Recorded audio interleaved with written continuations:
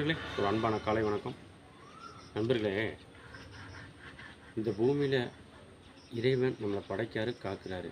இயற்கை நம்மளை வாழ வைக்கி அழிக்கவும் செய்யுது. இதுக்கு ரெண்டுக்கும் ஒரு வித்தியாசம் இருக்குது. பொதுவாக ஒரு குழந்தை பிறந்த உடனே குழந்தை அழுகுது, அப்புறம் வாழ்க்கை ஃபுல்லாக சிரிக்குது, அப்புறம் கடைசியில் அழுகுது. இதுதான் வாழ்க்கை நண்பர்களே. இயற்கைக்கு இன்றைக்கி நீங்கள் இயற்கை முன்னாடி என்னது நல்லது பண்ணுறீங்களோ அதுதான் நாளைக்கு அப்படியே திரும்பி உங்களுக்கு கிடைக்கும். அதுக்காக எல்லா விஷயமும் நல்லதாக பண்ண முடியாது. நானும் நல்லவன்னு சொல்லலை. குறைஞ்சபட்சம் கெட்டதுக்களை தவிர்த்து நல்லது செய்யலாம். நண்பர்களே, எல்லாரும் நல்லா இருக்கணும் அந்த எண்ணத்தில் சொல்கிறேன். இறைவனை வணங்குங்க, இயற்கையும் வணங்குங்க. இது ரெண்டு தான் நம்மளை வாழ வைக்கிது. கொஞ்சம் உங்கள் வாழ்க்கையில் கொஞ்சம் பின்னாடி திரும்பி பாருங்கள். உங்கள் வாழ்க்கையில் அழுததை விட சிரித்தது தான் அதிகமாக இருக்கும். ஒரு மனிதனுக்கு ஆண்டவனாக கொடுக்குற வரம் சிரிப்பு தான்.